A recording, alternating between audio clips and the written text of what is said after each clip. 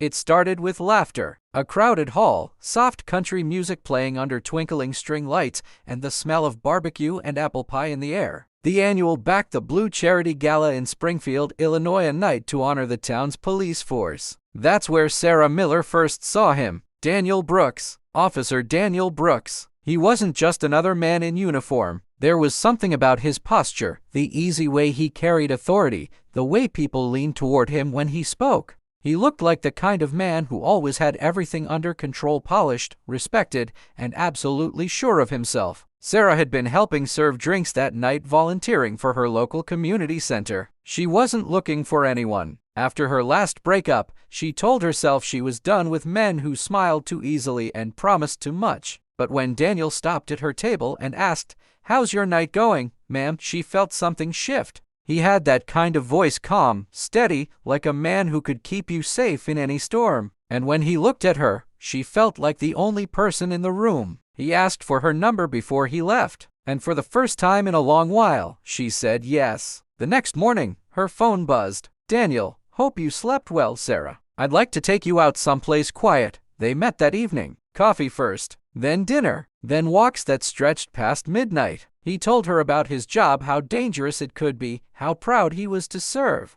He talked about his parents, both gone now, and how the badge was his way of keeping their values alive. He listened when she spoke, remembered small details, her favorite coffee, the story of how she grew up by the lake, her dream of opening a small art studio one day. When he dropped her off, he waited until she was safely inside before driving away. Every woman's dream, her friends said. A man who protects you, who listens, who cares. By month 3, he was calling her every morning before roll call, every night before bed. By month 6, they were inseparable. By month 12, she was wearing his ring. Their wedding was picture perfect. Navy blue suits, white roses, and the town's police chief sitting front row. Daniel looked like the man every mother hoped her daughter would marry. Sarah glowed, her smile bright, her laugh easy. When they danced that night, he whispered, "I'll always keep you safe. You'll never have to worry again." And she believed him. Their home came next, a 2-story colonial at the edge of a quiet street.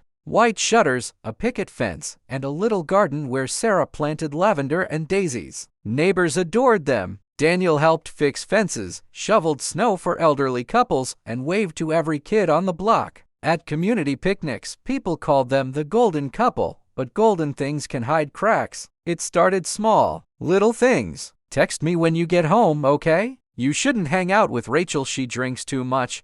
Maybe don't post so many pictures online. You never know who's watching." He said it all with that protective tone, that I know best confidence that made her feel guilty for questioning him. Sarah told herself it was love, that this was what a good marriage looked like. Care, protection, devotion. But slowly, those rules became bars. One evening, she forgot to text him after work. By the time she got home, Daniel was pacing in the living room, his jaw tight, his police radio crackling faintly on his belt. "I thought something happened," he said. "You know how worried I get," she apologized. He hugged her too tightly, and then he smiled again, that charming, practiced smile. It seemed harmless, until it happened again. Then the questions turned sharper, the smiles shorter, the silences heavier. The first real moment of fear came one rainy Thursday. Sarah's car battery had died, and she borrowed a ride from her coworker, Tom. He was harmless, married, friendly, just helping out. When she walked in that night, Daniel was already home. The house was dark, the air heavy. "Who's Tom?" he asked. She blinked, surprised. "He's a coworker. My car wouldn't start." He slammed his fist into the wall beside her head. The sound echoed through the house. She froze. His voice was low, almost calm. "Don't lie to me," she stammered, tried to explain. He turned away, ran a hand through his hair, and sighed. Then came the apology, the kiss on her forehead, the promise that it would never happen again. But it did. Weeks passed. The bruises weren't always visible. Some were emotional, small humiliations that chipped at her confidence until she barely recognized herself. If she laughed at something he didn't find funny, he'd glare until she stopped. If she wore lipstick, he'd say she was trying to attract attention. If she cried, he'd call her weak. She began to measure her words before speaking, her steps before walking. At church, they looked like the perfect couple. She smiled beside him, hands folded, eyes lowered. He'd rest a hand on her shoulder, gentle, possessive. The congregation saw devotion. They didn't see the control in his fingertips. Once, she tried to confide in a friend. "He just gets angry sometimes," she whispered. "He's under pressure at work." Her friend frowned. "Sarah, are you scared of him?" Sarah hesitated, then shook her head quickly. "No, of course not. He's a good man." The lie felt like acid on her tongue. One afternoon, she decided to reach out to someone who might understand. Officer Kelly, a kind colleague of Daniel's. They met at a cafe, the corner booth by the window. Her hands trembled around her coffee cup as she explained what was happening, the isolation, the threats, the bruises she hid. Kelly listened, but his expression shifted from concern to disbelief. "Daniel Brooks? No, Sarah. He's one of the best on the force. He's respected. Maybe you two are just having marital problems." She realized in that instant that she was trapped. Daniel wasn't just a man, he was the system. He wore a badge that made people trust him without question. That night, Daniel came home smiling. "You saw Kelly today?"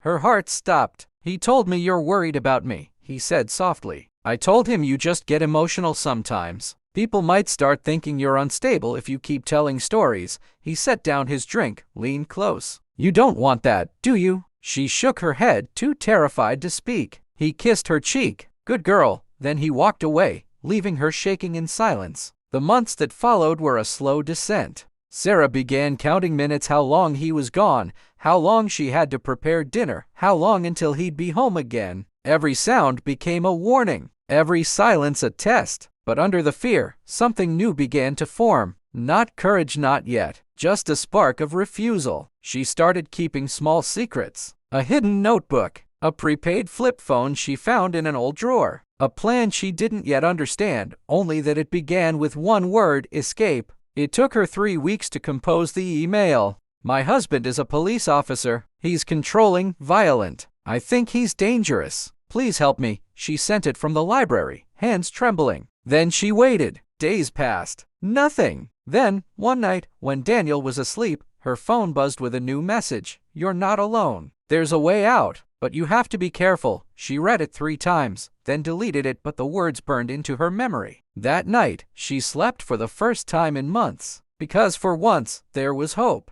The next morning, Daniel stood by the door in uniform, coffee in hand. "You're smiling," he said. "Good dream?" She met his eyes. "Something like that." He smiled back. "Good. Keep it that way." The door closed behind him, and she exhaled slowly. For the first time in years, she wasn't smiling out of fear. She was smiling because she was ready. From the outside, the Brookses were still perfect. The officer and his beautiful wife, the pride of the neighborhood. But inside that bright, spotless house, something had changed. He still had his badge, but she had her plan, and this time, she wasn't going to let him take her voice.